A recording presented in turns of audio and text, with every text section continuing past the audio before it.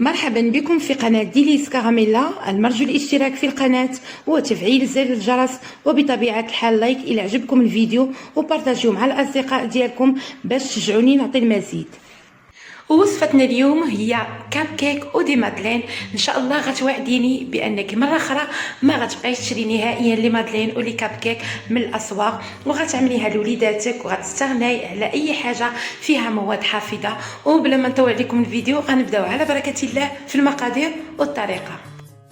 وكنحتاجو بالنسبه للمقادير 500 غرام ديال الدقيق الابيض من النوع الجيد مع 2 خمارات ديال 7 غرام، كاس زيت ديال العنبه ما يعادل 150 ملل ديال الزيت، عندنا كاس الا ربع ديال العنبه ديال السكر مع 2 ساشي ديال الفاني، كاس ونص ديال الحليب كذلك ديال العنبه، 5 ديال البيضات بحراره المطبخ، 1 قريصه ديال الملحه، و2 معالق كبار ديال الكونفيتور اللي كيكون خاص بالحلويات يكون ديال المشماش، وعندنا 50 غرام ديال لي سوريس كونفي يكون بالحمر يعني اللون الاحمر كيجي زوين، وعندنا 50 غرام ديال الشوكولا لي بيبيتو شوكولا، وبطبيعه الحال عندنا لي كيسات اللي خاصين بلي كاب كيك.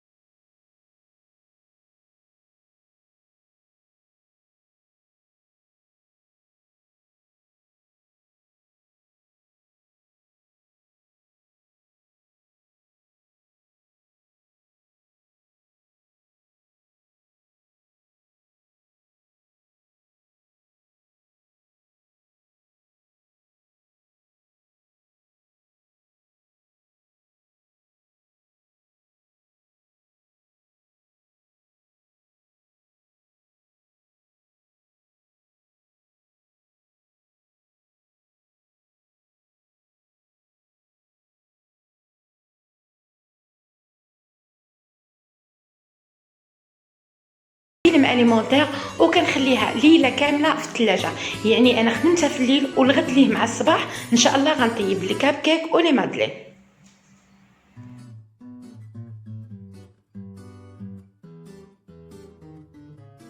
وكناخذوا طاوه اللي كتكون خاصه بلي كاب كيك وكنديروا فيها لي كيسات باش في الثياب يبقاو محافظين على الفورم ديالهم، لان ضروري ديروا هاد الطاوه، لان لا درتوا لي كاب كيك هما تقال بلا مول كيجيو شويه عوجين، يعني غنستفهم كاملين.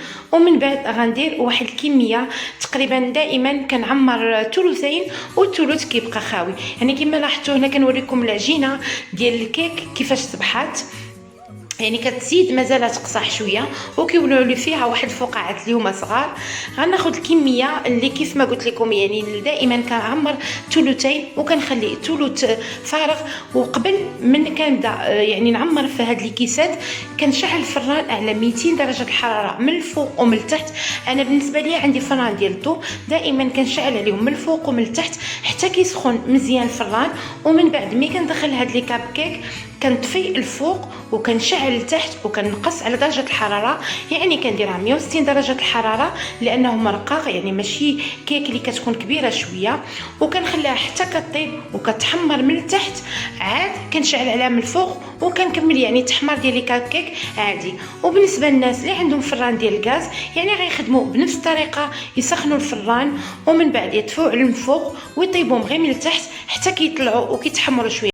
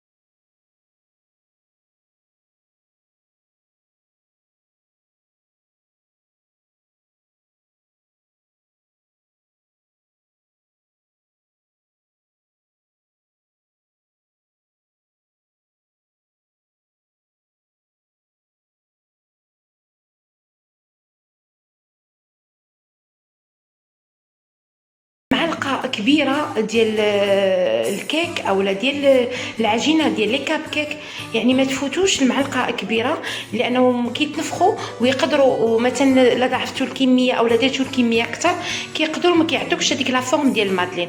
غنعمر المول كامل وبطبيعه الحال الفران كيف ما طيبنا لي كاب كيك غنطيبوا لي مادلين.